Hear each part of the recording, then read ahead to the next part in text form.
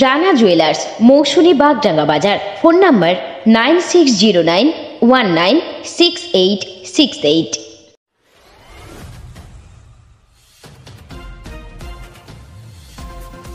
দুর্গাপুরের ডিএসপি টাউনশিপের এ জোনের এসএন ব্যানার্জি রোডে ডাম্পারের ধাক্কায় জখম টোটো চালক সত্যজিৎ দত্ত ও টোটোয় থাকা 12 বছরের স্কুল পড়ুয়া প্রাণজয় ভট্টাচার্য।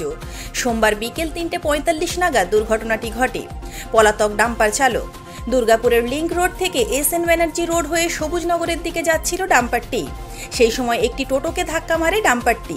প্রাণজয়কে টিউশন পৌঁছে দিতে যাচ্ছিল টোটোটি। দুর্ঘটনায় টোটো চালকের বাঁ হাতে লাগে। প্রথমে তাদের দুর্গাপুর ইস্পাত হাসপাতালে নিয়ে যাওয়া হয়। পরে ওই স্কুল পড়ুয়াকে বিধাননগরের একটি বেসরকারি মাল্টি সুপার স্পেশালিটি হাসপাতালে নিয়ে যাওয়া হয়। স্থানীয় বাসিন্দা মৌমিতা পাল বলেন, দুর্ঘটনার কবলে পড়ে টোটো চালক ও বালক বাঁচাও বাঁচাও বলে আর্তনাদ করছিল। আমি বাড়ি থেকে বেরিয়ে এসে দেখলাম দুজনেই জখম হয়েছে। তারা রাস্তা দিয়ে পারাপার করা টোটো থামানোর চেষ্টা করছে, কিন্তু কেউ দাঁড়াচ্ছে না। স্থানীয় সূত্রে জানা গিয়েছে, পাণ্ডবেশ্বর এবং দুর্গাপুর ফরিদপুর ব্লকের দিক থেকে বহু ভারী যানবাহন এই রাস্তা ধরে যাতায়াত করে। দিন দিন দুর্ঘটনার আশঙ্কা বাড়ছে।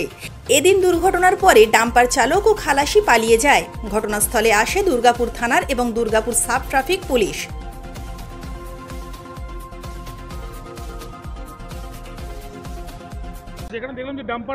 ও আচ্ছা, টোটোতে এই দেখুন আমার বাড়ির সামনেই সোজাসুজি একদম বেরিয়েছি। তো আমি ভাত খাচ্ছিলাম, তো দেখলাম একটা টোটো পিছিয়ে আসছে এবং একটা আমি ভেবেছিলাম প্রথমে যে চাকাটা খুলে টোটোটা হয়তো পিছিয়ে আসছে। দৌড়িয়ে যখন আমি বেরোই, মানে খেতে খেতেই হাত টাত না ধুয়ে আমি মানে সেই পরিস্থিতিতেই বেরিয়ে আসি। রাস্তা পুরো ফাঁকা, কেউ ছিল না। তো আমি পিছিয়ে আসার সঙ্গে সঙ্গে দেখলাম একটা ডাম্পার টোটোটাকে মেরেছে। মারার পর শুধু দেখুন, আর একটা কথা আমি সবার আগে বলে দিই, আমাদের কিন্তু মানে রিকোয়েস্ট যে আমার বাড়ির সামনে, মানে আমার বাড়ির সামনে যে কোয়ার্টারটা আছে কোয়ার্টার, এখানে কিন্তু কিছুদিন আগে আরও একটা অ্যাক্সিডেন্ট হয়েছে। সেখানে আমরা চাইবো সবার আগে এইটা একটু আমি বলি, এই বালির গাড়ি, এই বড় বড় ডাম্পারই ছিল। একটা বাচ্চাকে কিন্তু আগেও মারা গিয়েছে এখানে, এই জায়গাটাতে, তখন 18-19 বছরের বাচ্চা। তো আমরা সবার আগে আমি কিন্তু বাড়িটা এই কারণেই দিয়েছি যে যাতে করে এখানে একটা বাম্পার দেওয়া হয়, মানে স্পিড ব্রেকার যেগুলো আছে সেগুলো অন্তত দুটো এখানে যেন দেওয়া হয়। এটা যেন আমাদের প্রত্যেকটা বাচ্চা দৌড়িয়ে বেরিয়ে যাচ্ছে দেখুন, হ্যাঁ আমাদের বাচ্চারা ঘর থেকে ছুটে বেরিয়ে যাচ্ছে, রাস্তায় বেরিয়ে যাচ্ছে, একটা তো প্রবলেম হবে। তো এটাই বলতে চাইবো যে এখানে যেন একটা স্পিড ব্রেকারের ব্যবস্থা করা হয়। এটা পুলিশকে জানানো আপনাদের মাধ্যমে আমি বলে দিলাম, বা আমি নিজেও পুলিশকে এইমাত্র বলেছি যাতে করে এটা করা হয়। আরও কথা হচ্ছে, যখন বাচ্চাটা বেরিয়ে এলো টোটো থেকে, নিজেই উঠে দাঁড়িয়েছে। বয়সটা 45-50 তো হবেই, আর বাচ্চাটার বয়স হবে 13 থেকে 14 বছর বয়স হবে। বাচ্চা, হ্যাঁ একটা বাচ্চা ছিল। তো বাচ্চাটা কি করেছে, যখন আমি একা তো বেরিয়ে আসার পর এত দূর বেরিয়ে এসেছি, তারপর ওখান থেকে বাচ্চাটাকে দেখলাম পুরো রক্ত মাখা, পুরো এই সাইডটা পুরো থেতলে গিয়েছে, পুরো এই সাইডটা পুরো এতটা মতন হাতটা ঢুকে যাবে বাচ্চাটার, মানে এতটার মতন। হ্যাঁ বাচ্চাটা বেঁচে যাবে। এখানটা থেকে বেরিয়ে গেছে, ও চিৎকার করছে বাঁচাও বাঁচাও করে। ওকে দেখার পর আমি কি করেছি, দৌড়িয়ে বাড়িতে জল আনতে গেছি। মানে এই তো দেখতেই পাচ্ছেন কতটুকু জায়গা। তো আমি একবার প্রথমে বেরিয়েছি, বেরিয়ে আসার পর আমি আবার কিন্তু জল আনতে গেছি, দৌড়িয়ে জল আনতে গেছি। তখন বাচ্চা একা একা টোটো থেকে বেরিয়েছে, মানে যেমনভাবে পড়ে গিয়েছে আমার পক্ষে সম্ভব না। বাচ্চার ছিল না, গার্জেন কেউ ছিল না, বাচ্চাটা টিউশন যাচ্ছিল মনে হচ্ছে। তো বাচ্চাটার টোটো চালক কেউ বেরোতে পারছিল না। তো এবার আমার পক্ষে দেখতেই পাচ্ছেন আমার হাতটার অবস্থা, তো আমার পক্ষে ওকে বের করা সম্ভব হচ্ছিল না। তো আমি কি করলাম, দৌড়িয়ে আমি জল নিতে এলাম এবং আমার মেয়েকে ডাকতে এলাম, মানে আমার তো সাহায্য নিতে হবে, যার কারণে আমার মেয়েকে ডেকে আমি ওকে নিতে এলাম যে বাবু আমার সঙ্গে চল, আমি বাচ্চাটা হেল্প করব। তো জল নিয়ে আমরা দুজনা বেরোলাম, সাথে সাথে দেখলাম বাচ্চা একা উঠে দাঁড়িয়েছে।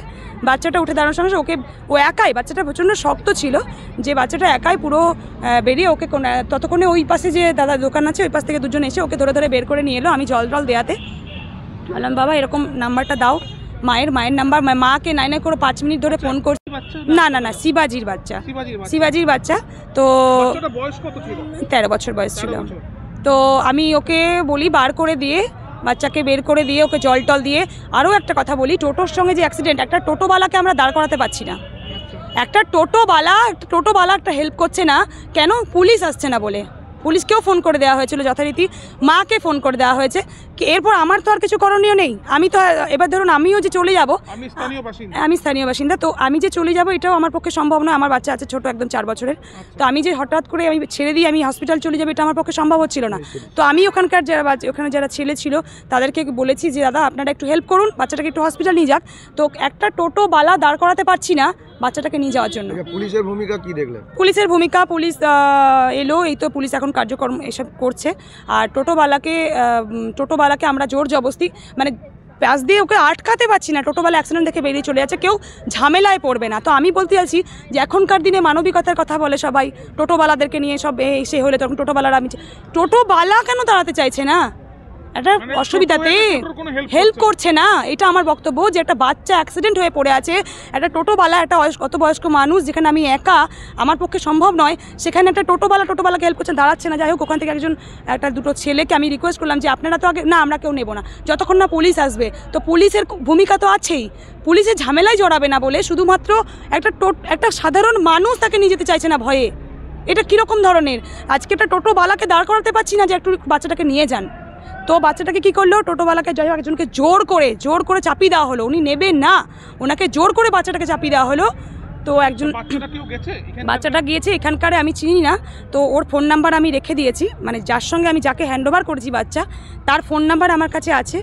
আমি বাচ্চার গার্জেন এইমাত্র এলো, ওনাকেও ফোন নাম্বার আমি দিয়ে দিয়েছি, মানে আমার কাজ আমি করে নিয়েছি, বা ওই যাকে দিয়ে পাঠিয়েছি বাচ্চাকে হসপিটালে, তার ফোন নাম্বার আমি রেখে দিয়েছি। উনি প্রথমে তো মেনে নিয়ে গেল, বাচ্চার মা এসে বললো না ওখানে নেওয়া হওয়ার দরকার নেই, মিশনে নিয়ে যাব।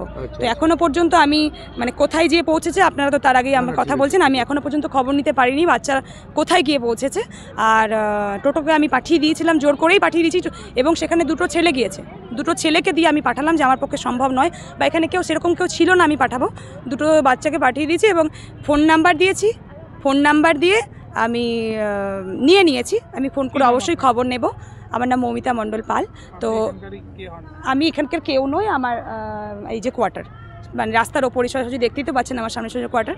আর আমি চাপিয়ে দিয়েছি, এবার ফোন করে খবর নেব, মায়ের সঙ্গে ফোন করে খবর নেবে, এবং কালকে আমার হাজব্যান্ডও পুলিশে জব করে, কালকে আসবে, কালকে এসে অবশ্যই বাচ্চাকে আমি দেখতে হসপিটালে যাব। এটাই, মৌমিতা মণ্ডল পাল। দুর্গাপুর থেকে প্রান্তিক বাংলা নিউজ টিম। আপনি কি computer course, hotel management course, tailoring course, share মার্কেটের ট্রেডিং শিখতে চান? এখন সব কিছু এক ছাদের তলায়। চলে আসুন আমাদের ঠিকানা মৌসুনী বাগডাঙ্গা বাজার, সমবায় ব্যাংকের নিকটে। বিশদ জানতে যোগাযোগ করুন স্ক্রিনে দেওয়া নাম্বারে।